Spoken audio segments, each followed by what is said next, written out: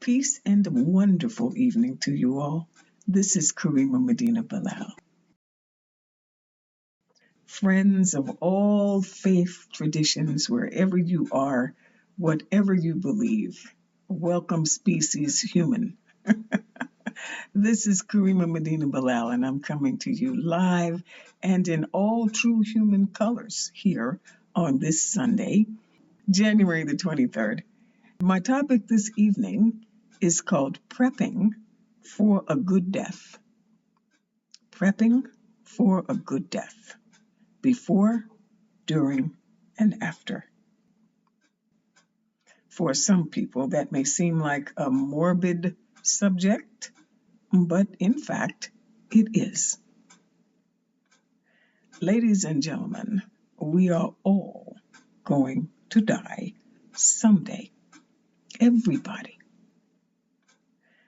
Everybody has a rendezvous with death. I call it an appointment with Allah. This is stated in the Quran. Bismillah ar-Rahman ar-Rahim.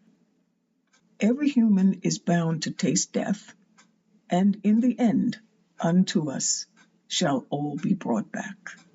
This comes from Surah 29, ayat or verse 57, Surah Al-Ankabut, the spider.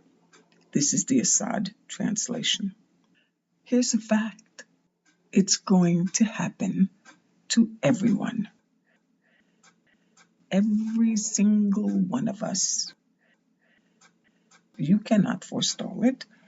You cannot avoid it, no matter what vaccine you take, no matter what procedure you have, how much money you have. It's all irrelevant.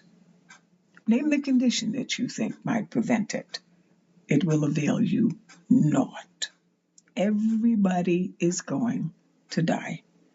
Bill Gates, Elon Musk, Joe Biden, even Anthony Fauci. Yes, nobody gets out of life alive. Now, what made me bring this up at this point? In this environment, this crisis environment, this sickness environment, people are returning to their Lord left and right. This was happening before all this became publicized, politicized, evening news, in your face all day, every day. This was still the case. It's just now you're more aware of it. Nobody was immortal before the virus. The thing is, nobody thought about it. Everybody presumes that they're going to live to be a ripe old age. But as we speak, there are people who are on the highway who are perfectly happy, perfectly healthy, vaxxed and unvaxxed, young or old, who will not return this evening. It is a fact of life. Death is inevitable. Mercifully, except in the case of an execution, the exact date and time and location at which one's transition will take place is known only to Allah. That's a mercy if you think about it. There is a hadith that says, live each day as if you knew you were going to die tomorrow, and live each day as if you knew you were going to live 1,000 years. So the responsible ones among us, not knowing whether it's going to be a day, or whether it's going to be, well, most of us not going to make it 1,000 years, but whether it's going to be years from now, the responsible ones among us will seek to prepare for that journey as much as possible. You cannot prepare for the emotional aspects of this. When it happens, it's overwhelming. It just is. However, what you can do to make that event as comfortable as possible, you can make plans.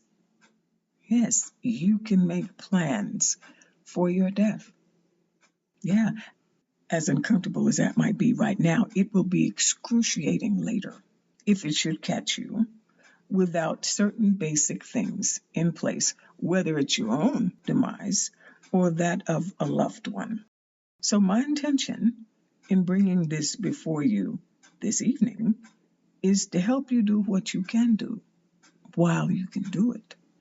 The focus here is on the gritty details of what you can plan for in advance, the legalities of care while a person is near death, what to do when death occurs, immediately, a month from then, months from then, the funeral details, and the business matters once death has occurred.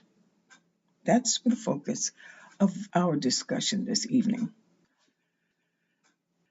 No man is an island. Human beings are social creatures, regardless of the pandemic, the epidemic, or the crisis of the day. Religious and community life has failed, and in my opinion, failed miserably, when we leave the most vulnerable among us ignored and undefended, whether it's the young, the aged, the infirm, or the mentally ill. This is never more noticeable than when death is near or has occurred. In my opinion, nobody should ever have to die alone unless they want to. That's unfortunately the current state of affairs in this COVID environment, and I hate it. I despise it. I detest it. I think it is detestable. What can you do about it? That's what I'm here to talk about.